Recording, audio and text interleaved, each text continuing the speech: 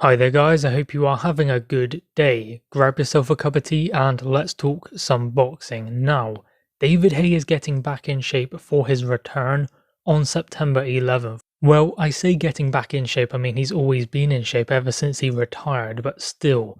He put that picture up on his social media where it says, "When you catch your 40-year-old body looking like a 30-year-old in the reflection," or something like that. So obviously David Haye is putting in the work as he prepares for that date. Now, he is fighting Joe Fournier, so it's not like it's a big world title fight. It's just really a contest to see who is better out of those two, just to kind of settle something that they spoke about in a bar in Greece, I think, where they were speaking about who would win in a fight. David Haye said they are both good and might even be a draw, just trying to throw Joe Fournier, his friend, a bone. But Joe Fournier was pretty insistent that he would be able to get the victory. Then he asked David Haye, how much would it take? What would it take to get him out of retirement?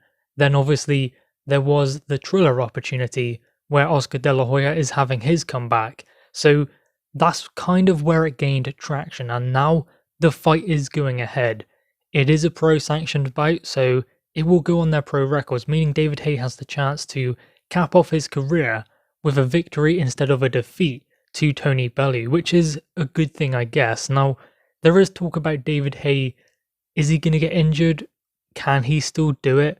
He can't do it against the world champions. He can't do it against Tony Bellew, but against this guy, it's a different kettle of fish. I mean, this guy isn't just a YouTuber or someone who does music or anything like that. He's not that type of guy. He's a businessman who turned professional boxer. So ultimately he has something there. He has some experience. He has 10 pro fights against real fighters as well. So he has gained some traction in the sport of boxing, but this sport is all about levels, and David Haye even explained that. This is about where he has gotten to, which is a unified champion, then a world champion in the heavyweight division, whereas this guy won an Intercontinental WBA title, so he didn't even get to an eliminator, didn't even get to a world title opportunity. He didn't get that far at all, which means that David Haye has an abundance of experience and he has the natural ability. He has all of that backing him going in. Now, of course, David Haye is a little bit older. I don't necessarily look into the age factor because Vladimir Klitschko was fighting Anthony Joshua for the unified heavyweight titles when he was 41, but if you look at the style that Vladimir Klitschko has, then compare that to David Haye's, it is quite different. Vladimir Klitschko's style ages very well, David Haye's does not. Then you look at the injuries that David Haye has sustained during his career as well. Vladimir Klitschko didn't have that. I mean, I would imagine he's had some injuries, and no fighter goes into a contest 100% fit because the training camp and everything that happens during sparring, there are going to be little niggles here and there, but still they continue, they go on.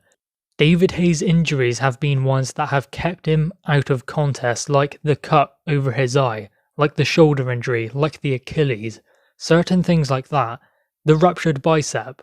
Those things have kept David Haye out of the ring, and as I said, a lot of fighters will still continue, they'll go into the fight, whether there is an injury or not.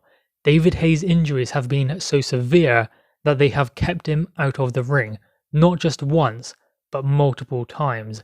So at this stage, having been through all of that, the rough training camps and the tough fights as well, that has now all caught up to him and will make it very difficult for him to have any chance against a top fighter of these days. Not just because he's 40 years old, because obviously we can look at then Vladimir Klitschko.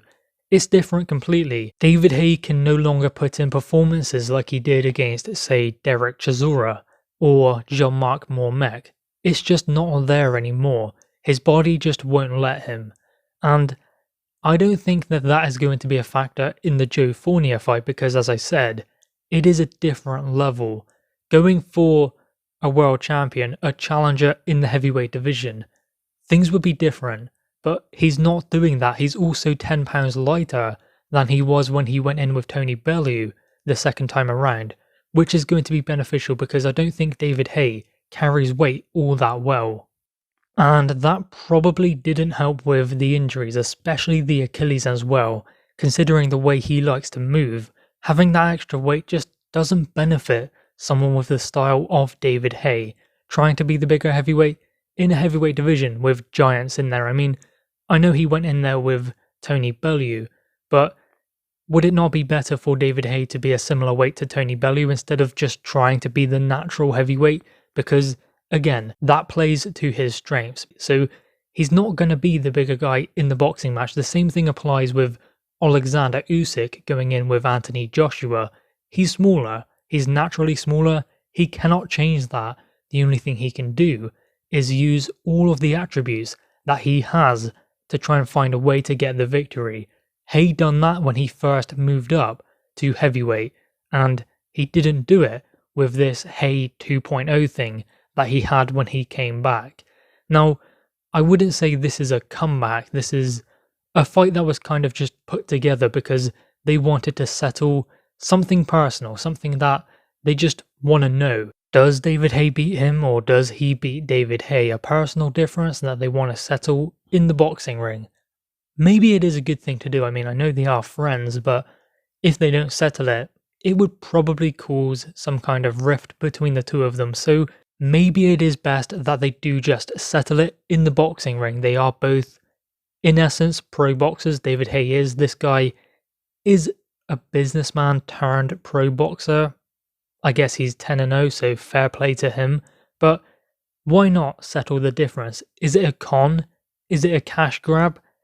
No, it's not a cash grab, probably for David Haye. I mean, people are saying he's broke, he needs the money.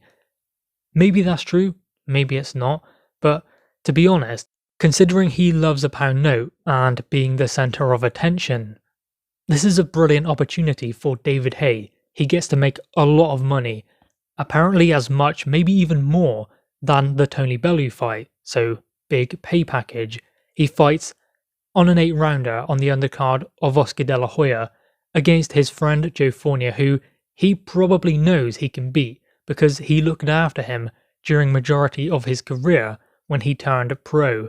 So he was looking after Joe Fournier. He will know what he is capable of. So therefore, he knows he can beat him. He knows he can earn a good amount of money, a lot of money, in an 8-rounder on the undercard of Oscar De La Hoya. So you have to wonder, why wouldn't he do it? Is he broke? Is it a con? Regardless of those, he's going to do it no matter what, because David Haye does what David Haye wants. Anyway, guys, what are your thoughts on this? David Haye is getting back in shape in preparation for September 11th. Drop your thoughts in the comments below. Also leave a like and grab that subscribe button. Thanks, guys.